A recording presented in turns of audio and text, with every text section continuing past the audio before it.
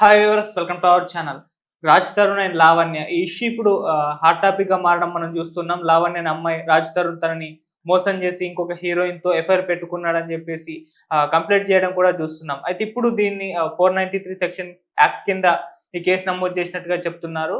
అయితే ఈ ఇష్యూలో ఏం జరగచ్చు, మరి రాజ్ తరుణ్ కు శిక్ష పడే అవకాశం ఏమన్నా ఉందా, ఈ 493 యాక్ట్ ఏంటి, సో ఈ కేసులో ఏం జరగబోతుందో తెలుసుకునే ప్రయత్నం అయితే చేద్దాం. ప్రజెంట్ మనతో పాటు criminal court advocate V K Vijayalakshmi garu ఉన్నారు. వారితో ఒకసారి మాట్లాడదాం. నమస్కారం మేడం. నమస్తే అమ్మా. Madam, Lavanya and Raj Tarun issue మీకు తెలిసిందే. అంటే రాజ్ తరుణ్ తను మోసం చేశాడు, 11 years కంటే పైనే ఎక్కువ లీవ్ ఇన్ లో ఉన్నారు వీళ్ళిద్దరు.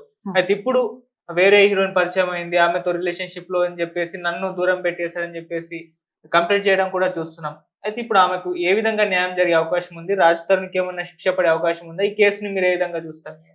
మా శిక్ష మామూలుగా పబ్లిక్ ఏమనుకుంటారంటే అమ్మాయి వెళ్ళి పోలీస్ స్టేషన్కి వెళ్ళి కంప్లైంట్ చేసింది, నన్ను బాధించాడు, హింసించాడు, నన్ను మోసం చేశాడు అని పెట్టారు కదా సెక్షన్స్ అన్నీను. 420 పెట్టారు, 506 పెట్టారు. ఇవన్నీ శిక్షలు పడతాయా అంటే అవి ప్రూవ్ అవ్వాలి. ఏదైనా సరే కోర్టుకు కావాల్సింది ఎవిడెన్స్. ఓకే, ఆ ఎవిడెన్సెస్ కనుక కలెక్ట్ చేసుకుని పోలీస్ స్టేషన్కి ఈ అమ్మాయి ఇస్తే వాళ్ళు కోర్టులో ప్రొడ్యూస్ చేస్తారు. అప్పటిదాకా ఎలిగేషన్ మాత్రమే. ఈ అమ్మాయి ఎలిగేషన్ చేసింది అంతే, నన్ను మోసం చేసాడు అని, మోసపోయింది అని అంటున్నారు కాబట్టి. సో 11 years నుంచి మోసపోతున్నది అని అంటే కోర్టు ఒప్పుకోదు. ఫస్ట్ 1 day 2 daysలోనే మోసం అనేది తెలిసిపోతుంది. 11 years నుంచి మోసం చేసాడు నన్ను అనడానికి లేదు, అంత ఇన్నోసెన్సీ లేరు ఎవరు. చదువుకున్నారు కదా, చదువుకున్న అమ్మాయే కదా. సో కోర్టు ఫస్ట్ నమ్మదు. నమ్మకపోవడం అని కాదు, కోర్టుకి నమ్మకం అపనమ్మకం అని కాదు, కావాల్సింది ఎవిడెన్స్. ఎవిడెన్సెస్ కరెక్ట్గా ఉన్నాయి అంటే ఆ అబ్బాయికి శిక్ష పడుతుంది. లేదు అంటే మాత్రం ఈ అమ్మాయి మీద పరువు నష్టం దావా వేయాల్సి వస్తుంది. 493 ఏం లేదు, మోసం చేసాడు ఇలా సెక్షువల్గా వాడుకోవడానికి అన్నట్టు దానికి సంబంధించింది పెట్టారు. కరెక్టే, సెక్షువల్గా వాడుకున్నాడు, కానీ దానికి ప్రూఫ్స్ కావాలి, ఎవిడెన్స్ కావాలి. ఈ అమ్మాయిని అప్పటి నుంచి ఇంట్లోనే ఉంచుకున్నాడు, అదే శారీరక సంబంధం ఉంది అన్నట్టు అవన్నీ ప్రూఫ్స్ వస్తాయి. అవి తెచ్చుకుంటారు పోలీసు వాళ్ళు, నార్కోటిక్స్ పంపిస్తారు, అవన్నీ చేస్తారు. అవన్నీ వచ్చిన తర్వాత స్టిల్ వీళ్ళిద్దరూ రిలేషన్లో ఉన్నారు. అయినా ఒకటమ్మా, లివింగ్ రిలేషన్ అనేది ఇప్పుడు తప్పు కాదు. అమ్మాయి పెళ్లి చేసుకుంది అని ఒక దాంట్లో అంటున్నారు, అది వేరేగా పెళ్లి చేసుకున్నారు అని అంటున్నారు. సో చెప్పాను కదా, ఇది వరకు మనం వీడియోస్లో కూడా చెప్పాను, గవర్నమెంట్ ఎండోమెంట్ టెంపుల్స్లో కానీ, లేదా పెద్దల సమక్షంలో కానీ, లేదా రిజిస్టర్ ఆఫీస్లో చేసుకున్న పెళ్ళిళ్ళు మాత్రమే చెల్లుబాటు అవుతాయి. మిగతావన్నీ అవి చెల్లవు, లివింగ్ రిలేషన్కే వస్తుంది. ఇప్పుడు వచ్చింది కొత్త పేరు లివింగ్ రిలేషన్. ఇది వరకు అయితే దాన్ని తప్పుగానే అనేవారు, అదే కింద లెక్కకు వస్తుంది అంతే. అంటే ఇప్పుడు ఈ కేసులో రాజ్ తరుణ్ కి ఎటువంటి శిక్ష పడే అవకాశం లేదు అంటే శిక్ష పడదా అని అడగడం, శిక్ష పడుతుందా అని అనుకోవడం ప్రజలు అనుకుంటారు. టక్కుమని ఎవరికైనా శిక్ష ఎందుకు వేయాలమ్మా? తప్పు చేసాడా లేదా అది నిరూపించబడాలి కదా, అంతవరకు మనం వెయిట్ చేయాలి. అవి ప్రూవ్ అయ్యేదాకా మాత్రం వెయిట్ చేయాలి. మనకున్న యాంగ్జైటీ, కోర్టు పరిగెత్తాలి. ఇది ఒక కేసేనా, పోలీసు వాళ్ళకి బోర్డు కేసులు ఉన్నాయి. దట్టు కరెక్టా ఫాల్సా అది చూస్తారు వాళ్ళు. రాజ్ తరుణ్ మీద ఎలిగేషన్ ఉంది అని ఈ అమ్మాయికి ఫేవర్ చేయరు, ఈ అమ్మాయి కంప్లైంట్ ఇచ్చింది కదా అని వాళ్ళ మీద కేసులు పెట్టారు. వాళ్ళ బాధ్యత ఏంటి అంటే అమ్మాయి వెళ్ళింది పోలీస్ స్టేషన్కి, నాకు అన్యాయం జరిగింది అని, కాబట్టి ఆ కేసు తీసుకున్నారు, టేకప్ చేశారు, దాన్ని కోర్టుకు పంపిస్తారు. కోర్టు ఎవిడెన్స్ కావాలని అడుగుతుంది, ఎవిడెన్స్ కలెక్ట్ చేస్తారు పోలీసు వాళ్ళు, కలెక్ట్ చేసుకుని సబ్మిట్ చేస్తారు. చాలా ప్రాసెస్ ఉంటుంది. ఈ కేసులో అంటే మాల్వి మల్హోత్రా హీరోయిన్ మేడం, ఆమెతోటే రిలేషన్షిప్ లో ఉన్నాడని చెప్పేసి తను మోసం చేశాడు అని చెప్పేసి అమ్మాయి చెప్తుంది. మాల్వి మల్హోత్రా బ్రదర్ తనని థ్రెటనింగ్ చేస్తున్నాడు, దూరం జరిగిపో అని చెప్పేసి ఆ మెసేజ్ లో చాట్ కూడా చూపించింది చాలా మందికి, ఆ మీడియా పరంగా కూడా పెట్టేసింది.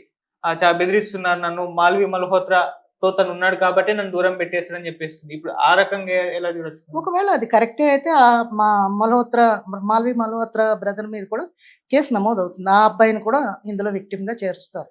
ఇదే కేసులో వాళ్ళని ఇన్క్లూడ్ చేసే అవకాశం కూడా ఉంది. అందుకు సంబంధించి అదే చెప్తున్నా, మనం ఫ్యాబ్రికేట్ కూడా ఉంటాయి. ఇవి మనం చాట్ పంపించేశారు అని మనం చెప్పేస్తే మనం వింటాం, కానీ పోలీసులు వాళ్ళ దృష్టితో వాళ్ళు ఆలోచిస్తారు. వాళ్ళు అఫీషియల్ సైబర్ క్రైమ్స్ అని ఉన్నాయి ఇప్పుడు. అఫీషియల్ గా ఎలా చూపించారు? పోలీసు వాళ్ళు ఒప్పుకున్నారా అఫీషియల్ గా ఉంది అని? అంటే వాళ్ళ ఇన్స్టా అఫీషియల్ ఉంటుంది కదా మేడం, ఆ అకౌంట్ నుంచి ఫేక్ ఇన్స్టాల్ కూడా వస్తున్నాయి.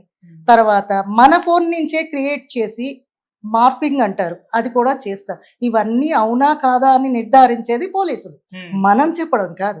అది చేసిన తర్వాత కోర్టులో ఓకే అంటే ఆ అబ్బాయి మీద శిక్ష పడుతుంది. మేడం రాజ్ తరుణ్ అంటే పెళ్ళయింది, తనకి తాళి కట్టాడు గుళ్ళు, ఆ తర్వాత పబ్లిక్ ఈవెంట్స్ లో కూడా తన భార్యగానే తిప్పాడు అని చెప్పేసి వాళ్ళు చెప్పడం చూస్తున్నాం. కాకపోతే ఇది అఫీషియల్ గా కాదు అని అంటున్నారు. సో ఒకటేనమ్మా, పెళ్లి చేసుకున్నారు అని అన్నప్పుడు లివింగ్ లో ఉన్నాము అని అమ్మాయి అనకూడదు. లివింగ్ అన్న మాటే రాకూడదు. నువ్వు అఫీషియల్ గా చేసుకో, అన్అఫీషియల్ గా చేసుకో, పెళ్లి పెళ్ళే.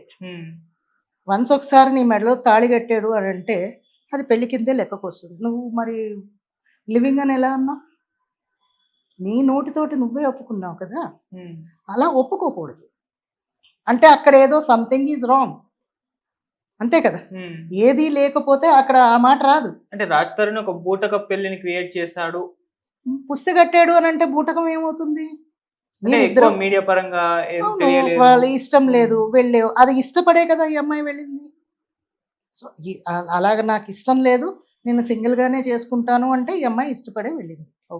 అంటే ఈ 493 యాక్ట్ కూడా దాని కిందకి వస్తుందంట, పెళ్ళైన తర్వాత మోసం చేయడం అని చెప్పేసి. పెళ్లి అయిన తర్వాత కాదు, పెళ్లి చేసుకుంటాను అని ఆ అమ్మాయిని ప్రలోభ పెట్టి శారీరకంగా మానసికంగా దెబ్బతీసి కృంగదీసాడు అన్నదానికి వర్తిస్తుంది. అంతేకాని అది అవునా కాదా అనేది నిర్ధారించేయాలి. మనం సెక్షన్స్ పెట్టమని కాదు, దాని మీద కూడా ఎంక్వైరీ అవుతుంది. అంటే మేము ఇన్ని సంవత్సరాలు కలిసి ఉండి ఈ విధంగా వదిలేసి ఇంకొక అమ్మాయితో రిలేషన్షిప్ పెట్టుకోవడం అనేది కరెక్ట్ అంటారా? మీరేం చెప్తారు? మనం ఏమో జడ్జ్ చేయడానికి, కరెక్టా రాంగా అని చెప్పడానికి, మనం వాళ్ళ పర్సనల్ లైఫ్ వాళ్ళు జడ్జ్ చేసుకోవాలి, ఇది కరెక్టా రాంగా. అంటే ఇప్పుడు పర్సనల్ లైఫ్ పబ్లిక్ వచ్చింది కానీ వాళ్ళ పర్సనల్ లైఫ్ ఇప్పుడు మనం పబ్లిక్ ఇంటర్ఫియర్ అవ్వడానికి లేదు. ఓన్లీ అడ్వకేట్ ఆర్ పోలీస్ వీళ్ళిద్దరే వెళ్ళాలి, అంతేగాని ఎవరు పడితే వాళ్ళు ఎవరి లైఫ్ లోకి పడితే వాళ్ళ లైఫ్ లోకి వెళ్ళడానికి లేదు. సో వాళ్ళిద్దరూ జడ్జ్ చేసుకోవాలి, నేను చేసింది తప్ప కాదా అని. ఆ అమ్మాయి క్వశ్చన్ చేసుకుంటే అది కరెక్ట్ రాంగ్ అమ్మాయికి తెలుస్తుంది. ఇప్పుడు లాపరంగా రాజ్ తరుణ్ కు ఈ ఇష్యూలు అంటే ఇంత ఫాస్ట్ గా ఎవరికి శిక్షలు పడవు, అది కరెక్ట్. శిక్షలు ఏదో మీరు కంప్లైంట్ చేసేసారు, ఒక పిటిషన్ వేసేసారు పోలీస్ స్టేషన్ లోని, ఆ హీరోని తీసుకెళ్లి జైల్లో పెట్టేస్తారు అనుకోవడం తప్పు. దాని మీద ఎంక్వైరీ ఉంటుంది. ఆ అబ్బాయి తప్పు చేసాడు అంటే శిక్ష పడుతుంది, లేదు అంటే ఆ అబ్బాయి మామూలుగా బయటకు వస్తాడు. కానీ బయటకు వచ్చేసిన వాళ్ళు ఎవరు